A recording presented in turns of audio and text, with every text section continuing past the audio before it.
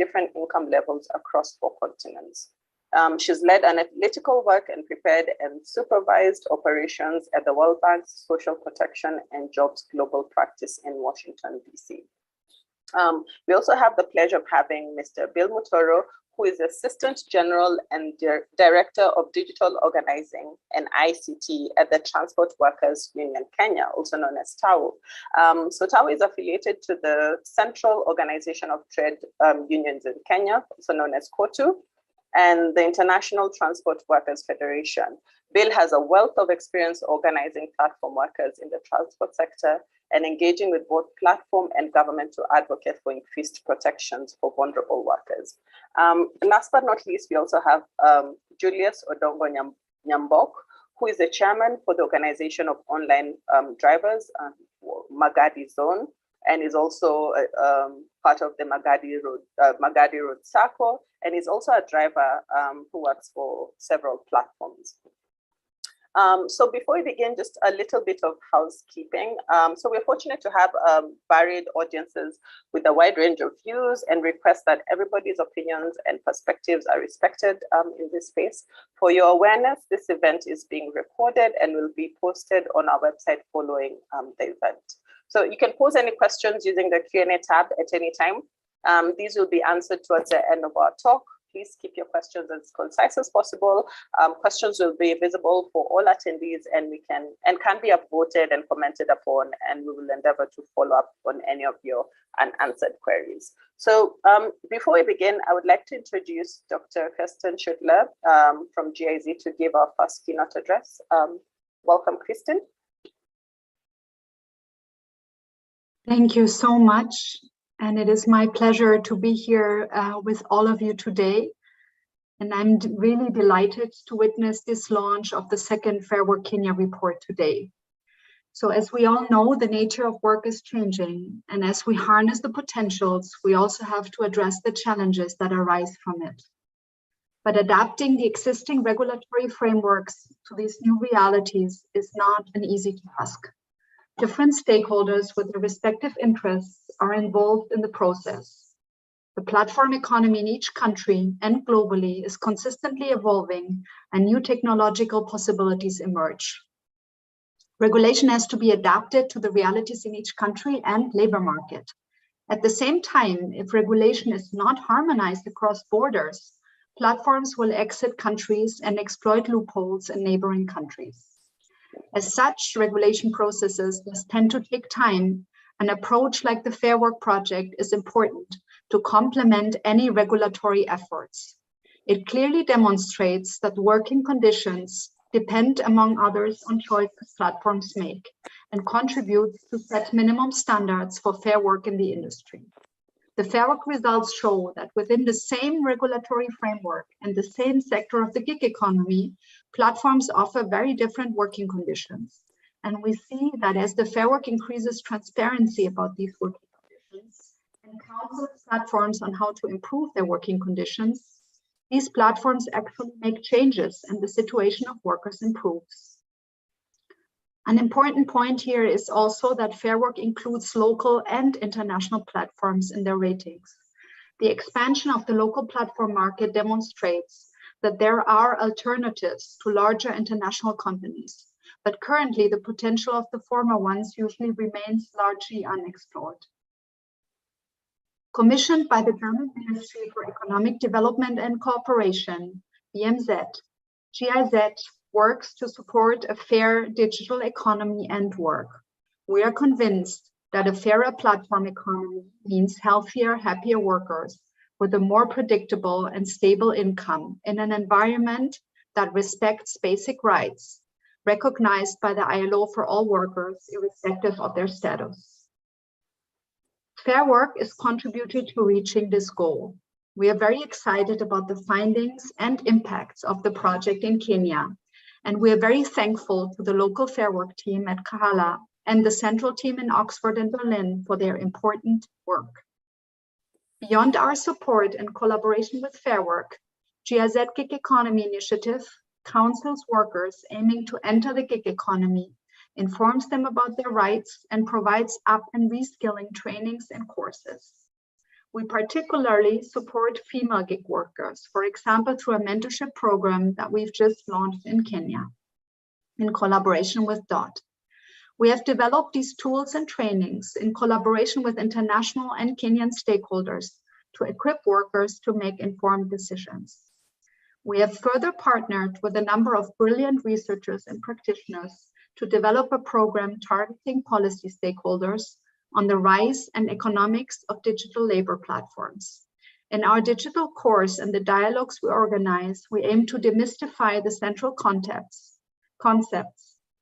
We aim to provide existing evidence and concrete examples of proactive policymaking and highlight important topics such as gender in the gig economy.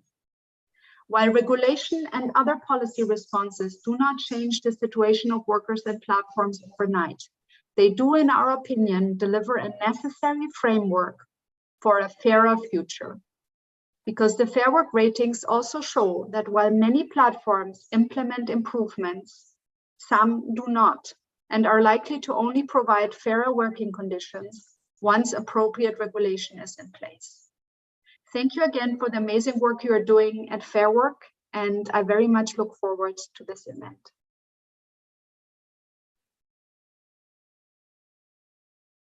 Thank you very much, Kirsten, for joining us.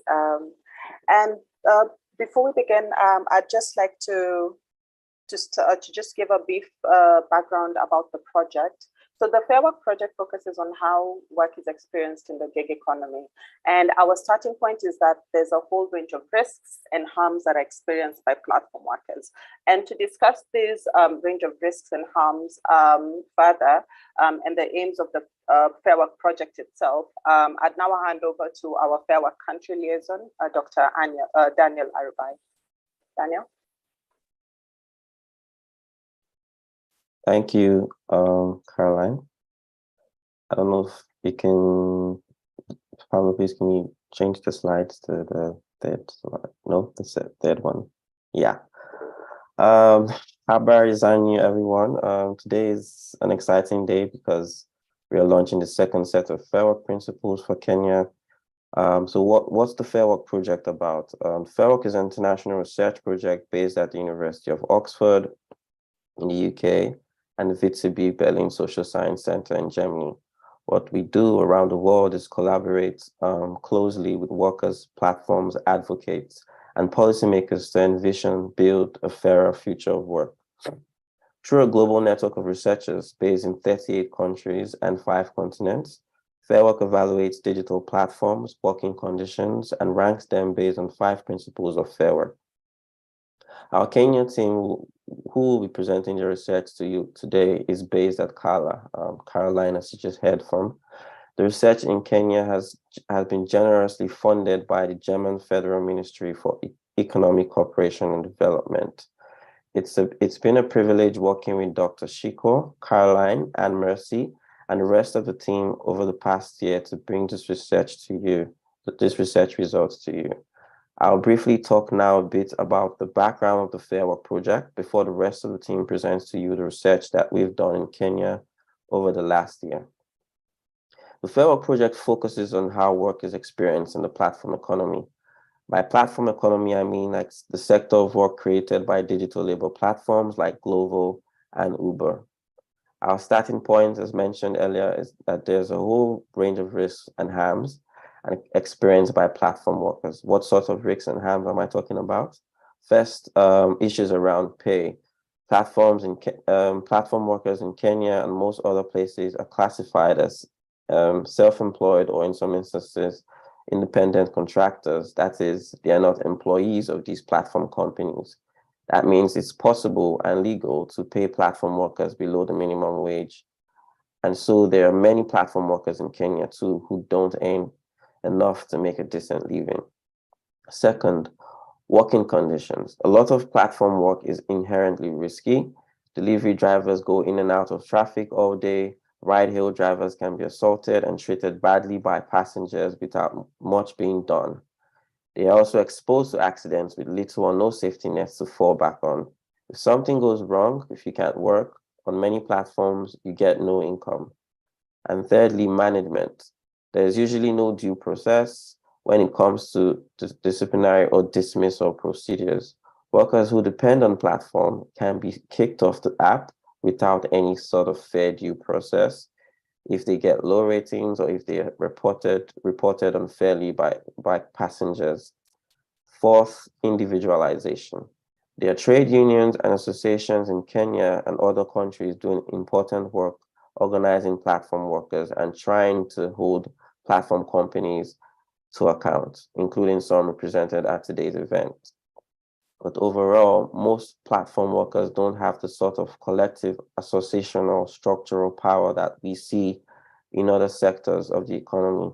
So they're in a structurally weak bargaining position, which allows platforms to unilaterally degrade wages and working conditions. So as a reaction to these risks and harms, what we set out to do in the Fairwork project is shed light on how work is experienced in the platform economy. In the project, we co-develop a set of Fairwork principles with the people and organizations that they impact on, which are like workers and platforms. We carry out research to evaluate against those principles. And we use this research to give every platform a Fairwork score. That is a score out of 10, which my colleagues will explain a bit more in the findings. Our hope is that our scores spotlight where platforms are stepping up and offering fairer working conditions for workers, yet they also show us where that isn't happening. However, there's a differentiation in the scores, with some platforms scoring better than others. That means that better practices is possible, and platforms have the ability to improve their practices. Rather than simply highlighting shortfalls, the goal of Fairwork is to work with platforms and provide resources to help them institutionalize better standards. I'll talk more now a bit about our principles and how we'll go about scoring based on our methodology. Maybe the next slide, please. Thank you. So the Fairwork principles underpin our work. These are the basic tenets of work that must be fulfilled for platform work to be categorized as fair, and we develop these principles in close collaboration with workers during sessions at the International Labour Organization. These principles correspond to the key areas of harm that I discussed earlier. Looking at these principles in more depth, they are: 1, fair pay. Workers, irrespective of their employment classification, should earn a decent income in their home jurisdiction after taking into account work-related costs and active hours worked. Fair conditions. Platforms should have policies and practices in place to protect workers from risks arising from the processes of work. Fair contracts. Terms and conditions should be transparent, concise, and always accessible to workers. Fair management. There should be a documented due process for decisions affecting workers. Fair representation. Platforms should provide a documented process through which worker voice can be expressed. So now I'll talk a bit about the methodology and our data collection. Next slide, please. Yeah. So the Fairwork principles form the basis for how we score platforms. Each platform principle is broken down into 2 points: a basic point, the first point, and the second point. That can only be awarded if the first point has been fulfilled. Every platform receives a score out of 10. Platforms are only given a point where they can satisfactorily demonstrate their implementation of the principles. Failing to achieve a point doesn't necessarily mean that a platform does not comply with the principle in question. It simply means that we're unable to evidence its compliance. So how are these scores calculated? The Fairwork project uses 3 approaches to effectively measure fairness at work. I think the next slide does say that. Yeah. The first is the desk research. The process starts with desk research to ascertain which platforms are operating in each city, as well as noting the largest and most influential ones, and information of note to the scoring process. Then we have the platform interviews or work interviews first. The interviews, we interview workers, we aim to interview 6 to 10 workers for each platform. And these interviews do not aim to build a representative sample. They instead seek to understand the process of work and the ways it's carried out and managed. Then we have the manager interviews. The second, which is the manager interviews, basically, we interview platform managers and request evidence for each of the 5 Fair Work principles. Putting all this together, final scores are collectively decided by the Fair Work team based on all 3 forms of evidence. The scores are peer-reviewed by the country team, the Oxford team, and 2 reviewers from other Fair Work country teams. This provides consistency and rigor to the scoring process. Points are only awarded if clear evidence exists for each threshold. Now, I'm just going to hand over the baton to my colleague, Caroline, to talk to us a bit more about the Kenya research and our findings for 2022. Thank you. Yeah, thank you for that, Daniel, for the great introduction about Fairwork and what we're trying to achieve. Now, just a brief background about Kenya. So Kenya's continued to have a significant place in the digital and transformation place in Africa. And the last decade has experienced the continued growth of local and international digital platforms, and especially so with local platforms that have remained quite competitive to capture our young and tech-savvy population. As the economy recovered from the effects of COVID-19 pandemic in 2020, 2021, we immediately embarked on campaigns for the 2022 general election. Unfortunately, the completed elections were not as chaotic as it has been in the past, which disrupted the economy and everyday life. The return to normalcy for the business sector after months of heightened campaign energy was pretty quick. The National Transport Safety and Authority, which is the NTSA, grants operation licenses to drivers, which is a source of revenue for the regulatory body. However, they do not limit the number of licenses issued, and as a result, there is an uncontrolled growth of numbers of drivers, contributing to the precariousness of labor for these platform workers. Now, according to many of our interviewees, the competition for work is quite high. And as a result, some platforms have used this opportunity to provide their customers with lower than average cab fares that affect their drivers' take home. As many drivers are dropping out of the industry, the high number of unemployed young people ensures that platforms often have a constant supply of workers. So this is an advantage for the platform, as a large pool of drivers operating on their platforms at all time means a fast and low cost service. This combined with the increased cost of fuel, the cost of living, has forced some drivers who multi-app to work anywhere between 12 to 18 hours a day just to make ends meet. And this was quite disheartening, as some told us that they had chosen to quit their formal employment to get into the business of ride hailing as their main source of income. Those who also hire cars or are employed as drivers also experiencing a tough time in order to fulfill their financial obligations to the car owners. So who expect daily, weekly, or even a monthly fee for the use of their vehicle. And many may not be able to meet these set targets, which can lead most of them into going into debt. So now I'd like us to move into our findings and our results for 2022. So yes, Pablo, could you go to the next slide? Thank you. So these are results for the year 2022. As you can see, Glovo and Little topped the league table this year with scoring 4 out of 10. They performed relatively well compared to the other platforms here locally in Kenya. So I'll just take us through the 5 principles and who scored what. Okay. So for fair pay this year, so when I say this year, that's basically 2022.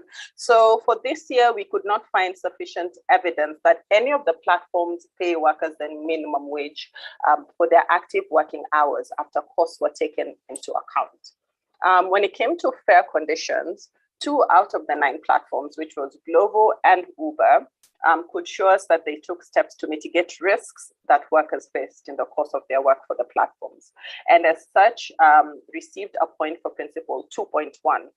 Risks to drivers and riders include traffic accidents, crime, and other social vices that we found.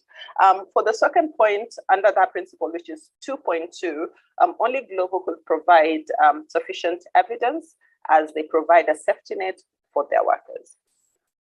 Excuse me.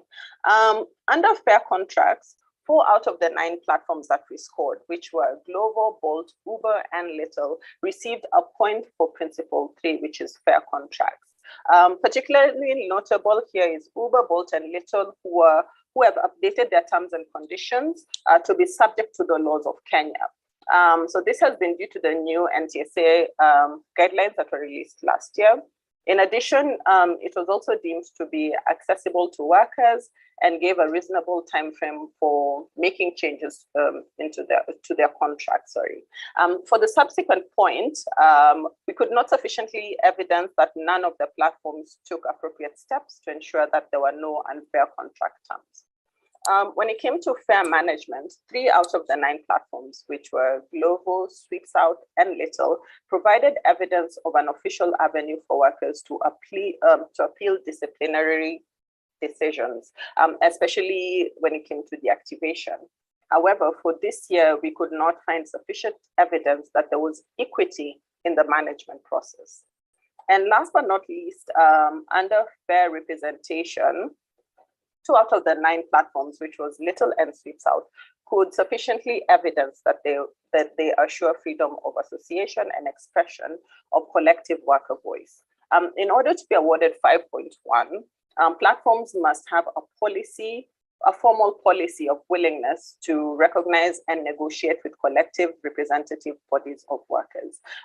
For the subsequent point, which is 5.2, only Little could sufficiently provide evidence of supporting democratic governance. So the platform had signed an MOU with the Organization of Online Drivers, also known as OOD, with clear terms for workers to meaningfully contribute to decisions affecting their work. So for example, workers cannot be deactivated without a fair hearing from the driver association where necessary. So far from what workers can tell us, this has been the only platform adhering to all NTSA guidelines and constantly negotiating with drivers on issues of pay and so forth. Yeah. So those are our results for 2022. I think one of, maybe we could go to the next slide. We had an emerging thing which was quite big for us, and which was the policy changes and what we saw resulting from that. So as our second year of scoring, there's been some changes in the legal landscape in Kenya for the ride-hailing industry. So to understand how labor laws and social protections apply to platform workers, we need to understand how platforms characterize their relationships with workers. With the continued practice of classification of platform workers as self-employed, the current labor laws still do not apply to them. So things such as protection from unfair dismissal, the provision of NSSF and NHIF insurance is clearly not there. But the thing is, we have, however, seen a change with some platforms in the ride-hailing and delivery sectors who now provide private insurance to cover health costs. So cover health costs, severe injuries, and death, as well as burial benefits. So others have chosen to continue to provide the bare minimum. And also in extreme cases, we've seen where others provide none at all. Based on our study, we have observed that digital labor platforms have persisted with a contractual classification of their workers that poses challenges for working conditions, including low earnings, unfair termination of accounts, income volatility, and the absence of a safety net in the event of illness, injury, as well as or inability to work. So under these conditions, workers are unlikely to experience the autonomy that platforms claim they have, and instead are dependent on and controlled by these platforms themselves. Kenya's employment legislation had been fairly outdated, but however, in 2022, there was a legal notice under the NTSA, which in principle was aimed at amending different elements of the relationship between transport network companies, owners, drivers, and passengers. These included a standardized commission for all platforms, revised security and protection, reporting systems, capped working hours, and data protection as well. So despite all of these stipulations, platform workers still experience risks as a result of the platform model.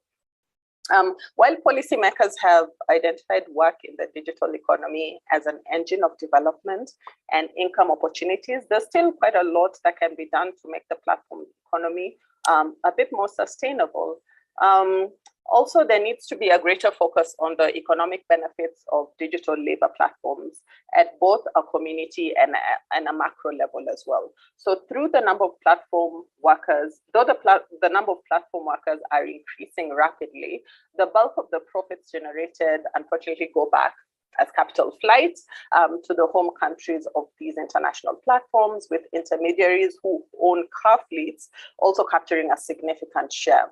And as a result, the Kenyan platform worker is working, we could say, in a highly competitive environment where the service is an undifferentiated product. And because of this, there's an absence of minimum protections, which would be subject to a race to the bottom in prices as well as in their working conditions. Now, maybe I could move into the next slide, please. Yes. So I'd want to mention one element, an aspect of our Fairwork project, which is the Fairwork Pledge. So a range of scores that platform companies get that show that low pay, exploitation, and dangerous working conditions are not inevitable outcomes of platform work, but rather are choices made by platform companies. And some of these choices can definitely be unmade, but change just won't happen by itself. We need your help. So we are asking organizations who share our vision, as well as to bring about a fairer world of work, to pledge to encourage organizations and platforms to do better. And the pledge is open to businesses, universities, schools, charities, local governments, religious institutions, socially responsible investors, and any type of organization can basically sign on to the Fairwork Pledge. So your organization can pledge to use good scoring platforms, and in doing so, you can help to hold platforms to account, and you can do your part by signing up your organization to the Fairwork Pledge. You can find out more information about this on the link fair.work. So it's very easy, and signing up is free. And you can also learn more about what we do as Fairwork on the same link as well, fair.work. So I'd like to move on to our panelists. And again, a warm welcome to our three panelists. It's an honor to have you joining us for this particular launch, and we're looking forward to your inputs. So let me just move back to our panelists. So I'll invite each of you to answer broad questions about the current state of the Kenyan platform economy. I know you've all got a wealth of experience thinking about policy as well as employment relations in the gig economy, and thinking about just ways to push back against the exploitation of workers. So please just draw from your experience and feel free to put anything you're saying into conversation with either what you've heard so far from Daniel as well as myself. Yeah. So maybe I could start with Julius.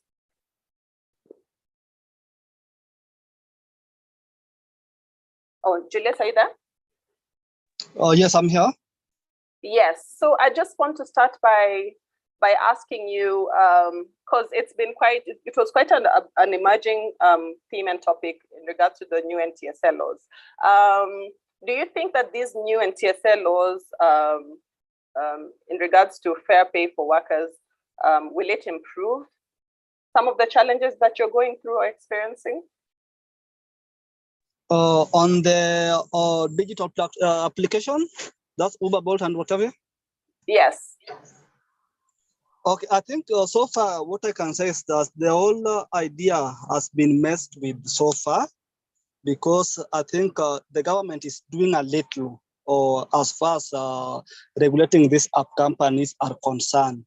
So I think the only thing which I know is going to bring solution, or I know the NTSS can do something, but so far that idea is not here nor there. The drivers in Kenya now, what they are doing is trying to organize themselves through circles, so that at least they can empower themselves and they can always lobby in groups. So about the NTSA, because number one, the NTSA were to regulate this app company, so that this app company, there were rules and regulations that they were to abide by before being licensed.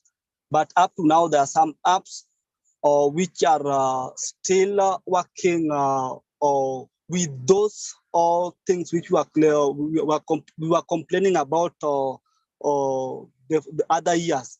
So I think the government is doing little through the NTSA. It's like we don't know where we are. Yeah, that's what I can say. The government is doing a very little through the NTSA. Okay.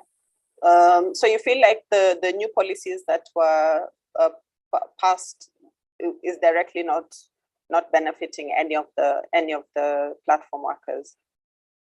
Yeah, they aren't benefiting us at all, because, for example, it was passed that this app company must deduct 18% as their commissions. Yes. But these app companies, they went behind us and introduced what is called booking fee. Uber is charging 11% as booking fee. Bolt is charging 4% as booking fee. But if you do that calculation, it's not adding up. So it's like these people, we are now being tormented more than before, because now Uber commission is now at 30%. Bolt is around 23%. That is where we were. So nothing has changed. And you see now, like for example, Bolt, in March or 2022, Bolt increased their prices from by 4%. That was because the increment of in fuel. But in January this year, on 17th, they reduced their prices with by 10%. So you see now, like the fuel is still going up.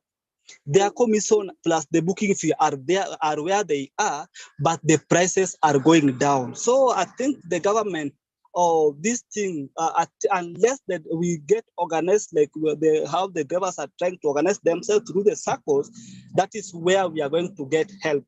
Yes. Okay. So in light of that, yes. Yes, and you see, like this app company, for example, Bolt, like they don't have a physical office where you can move in and move out. So I don't know which criteria the government use to give them license, because you cannot operate in the air. You must have a physical office, because now your Bolt is not it's a company. So I think these are things which we are asking the government to tell us. How did they come to license Bolt? Because with the new regulation, there were things which were put in place, like you must have a physical office, terms and condition of working. Those things I saw Pablo talking about, like being deactivation and dismissal. You see, those things are still affecting us, and nothing has changed. And we are saying, like online drivers, the government need to tell us where we are, whether we are workers in this app company or we are not. So we must know where we are. Yeah. Okay. Thank you for your sentiments, Julius. Maybe just as a follow-up then, what do you think then are the most urgent needs that individuals working in this sector need or want? What are your priorities? I think the priority number one is price. The price is is number one, because that is, we are in business, and we are not in business to make losses. We are in business to make profits. So price being number one. Number two, we need to be independent, because so far, as per now, we are not independent. This app company is like they're controlling everything. And you see now the drivers are trying to organize themselves through the circles. The app company are also trying to bring the circles. So they don't want drivers to be independent. So we want to online, we must be independent so that we can ask questions to this app company directly, not through the app. And also communication. Communication has been very, very minimal. Or the communication from the app company to the drivers, which we are, like for example, when you want to be deactivated, you must get a proper communication. So communication is not there, and also security. You see, this app company, they care about the rider more than the driver, because there is a SOS button, but it's only working when you are with the customer. When immediately you drop the customer, that thing is deactivated. So it means like they care about the drivers, the rider, and not the driver. So our security is also an issue of concern. Okay.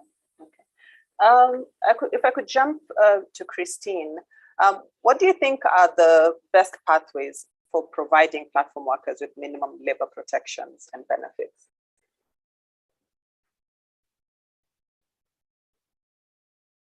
Thank you for asking this question. And there's unfortunately, I think, no easy answer to that question.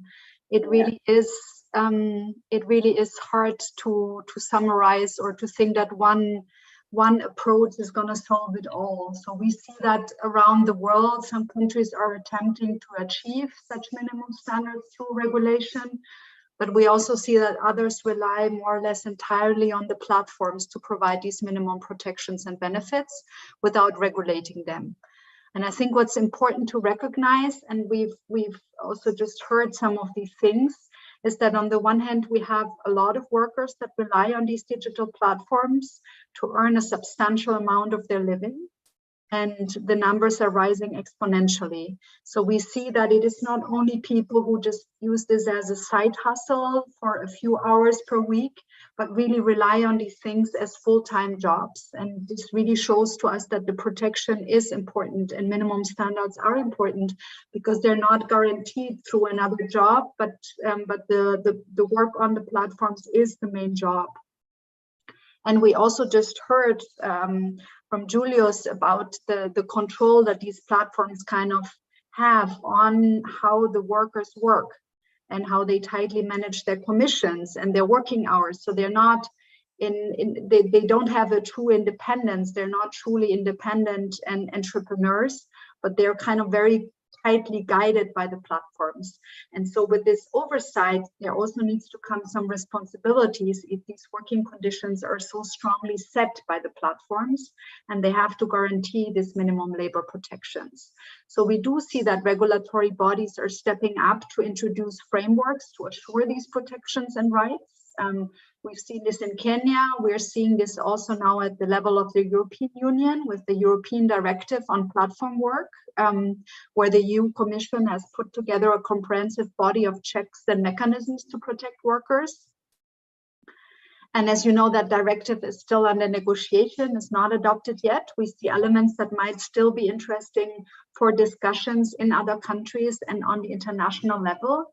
Even though, as I said earlier, then we also have the struggle that these regulations need to be adapted to the specific context. So there's no blueprint for optimal regulation. And what we also just heard from Julius is that once regulation is there, we also have the challenge of how it is implemented. So it is not that regulation, there's one fit all regulation that you can implement and then the issue is solved. We really need the regulation to be agile and constantly adapting to the changes in technologies, because otherwise there's a risk that it kills innovation or that it just pushes platforms out of a certain country's borders. So the regulations really need to be adapted to the labor market, and they need to constantly adapt to how platforms move because they react to a regulation. And so you need to adapt again, and you need to look at the evidence and see what's actually happening in the market. And so you need a dialogue there also with the platforms and with the workers to understand what's happening. and also dialogue across countries to harmonize and to see what other countries are doing, because platforms are global players, and otherwise they will just exit a certain country or not allow workers from that country access to their platforms anymore. And what we also see is that in this regulation, we really need informed and evidence to be there, because we see that there's this risk of over-regulation, non-smart regulation. But we also see that a lot of, especially the transnationally operating platforms, have stepped up their lobbying game, as we've observed particularly through 2022. I know that the Uber files have gained a lot of media attention, but Uber is not the only company trying to influence these regulatory outcomes. So this is why there is a risk that regulation might come, but it might not be the best adapted regulation to the problem we have at hand. And this is why with our initiative, we're also working on courses there. So that's why I'm saying, like, regulation as an answer to your question, it's complex. It's not easy. It is part of the solution. But we also believe, as I said earlier, that the transparency that Fairwork is bringing to the market, to inform consumers, to inform workers, to inform investors about these working conditions, and to counsel the platforms, that can also is also part of the solution to make sure we do have a minimum standards. Yes. And we also think that we need to support platforms that are fair from the start, that really offer fair working conditions as part of their business model. And we also think that we need to inform workers. So workers also need to be informed and be able to make informed choices, and maybe move from one platform that offers worse working conditions to another one that has better working conditions. But for this, we also need a number of platforms in the market. So we need a good competition though here. So I'll stop here. As I said, it's not an easy answer to your question. Really, I think we need to come from different parts here, because we see all over the world we're struggling with this, but we need to, because there's a promise here of really having better jobs that needs to be fulfilled and designed well. Yeah. So before I go to there's a question here in the Q&A section. Just based on what you've mentioned, I think one thing that even personally that I've never thought of is actually the users of this platform. Because of course we focus on the main players, who are the platforms, the platform workers, policymakers, and the government. But then what sort of impact do you think the users of this platform would have in terms of making this this sort of like a better working environment for the workers, or even just would they have any sort of influence on the platforms in regards to how they conduct their business? So it's something that's up for testing there. We don't fully know yet, and it might also be different in different countries, depending on consumer awareness and on the ability of consumers also to not only decide based on price. But we've seen that in other parts when we talk about fair trade, where people consume goods and not services, that at least in some countries, we really see that there's a movement towards taking care of this when they make their consumption decisions. And I think on platforms, we have a lot of companies also from the global north buying services, when we speak about not the location-based services, but the services that are purely online. And there again, we can also influence their decision-making, and they can have a power in this. So I think informing the consumers is part of the puzzle, will probably not be the only solution that will change everything, but I think can have some power, and we have to test it and see how far it can get us in terms of influencing platforms, because they might be losing market shares. Yes, I agree. I think, and that's why I think the pledge is so important, because now if people externally are buying into the pledge, then also it will just create more awareness, and then platforms will also be cognizant of the fact that it is an important element of their business component. So I don't know if I can toss this question to you, Christine. It's from Abbas. It's a comment as well as there's a small question in there. So Abbas states that Julius's contribution is insightful. As policy makers work with the government, we ought to step back and ask whether the government is looking out for its interest or those of workers. It is clear from the recent policy changes in the ride-hailing sector that the government is the biggest beneficiary in terms of licensing fees. It is now collecting through NTSA and other related taxes. So what have workers gained? Does it compare to what the government has gained? I guess that's clearly a no, just based of what Julius has mentioned in terms of since the regulations had been passed. They've not had any sort of direct benefit. So it seems like platforms have, for lack of a better word, used a backdoor. So as much as the commissions were standardized to 18%, so there are other elements or other costs in the business that went up. So as Julius had mentioned, the booking fees, which had increased from 4% to 11%. So the change really wasn't close to negligible, or even the cost had increased for the drivers as workers on these platforms. Maybe Daniel, do you have any question you might want addressed? No, not really. I just responded to Abbas Mohindi in the chat. Basically, he's spoken about, let me just see. He's like, there's a comment he made there about there might be need to be an investigate the correlation between the profitability market share of the firms and their ratings. From my initial assessment, firms with better ratings from your presentation do not seem to be profitable or have high market share. I may be wrong about this, so I'm just reading what his comment. The likes of Swipsouth are exiting the Kenya market. This is important because as we advocate for fair work, the net effect may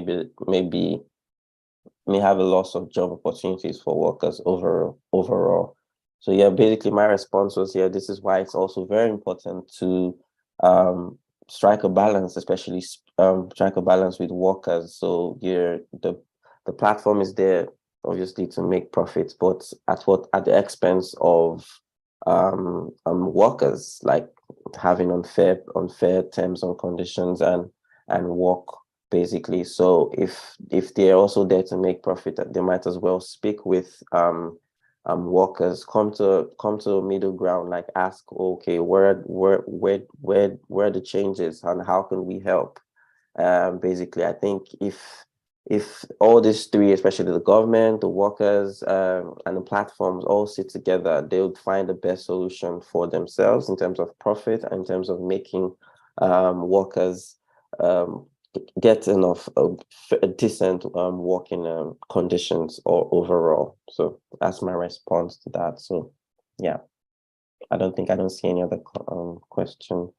I think there was one directed at Julius, which I think you asked, but I don't know if Julius is on the call. The one I've just read out. Yeah. So it was more or less asking Julius, like so based on what you just shared, Julius, what have workers gained so far, and how does it compare to what government has gained in terms of, I mean, with this new NTSA laws, looks like, for example, from what Abbas Mohindi is saying, it's a direct benefit to the government, but he's just trying to find out, so how has this impacted your work, Julius? And do you think this has also like helped, or do you think the government is also benefiting more from this? I think that's his question. I don't know if Julius, you have any response. I think we've lost Julius. Julius, okay. Yeah. Okay. All right. Okay. I think that's all the questions then. Okay. All the questions. So yes, thank you everybody for joining our second year launch of our Fairwork report. Our third, we're going to start our research work for our third year immediately after this launch. So technically, I guess Monday.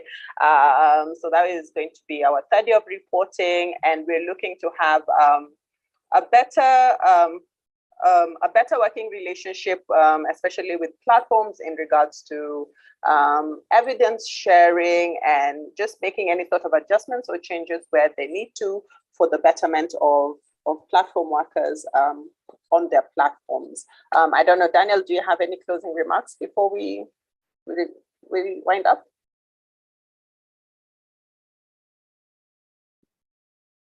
Yeah.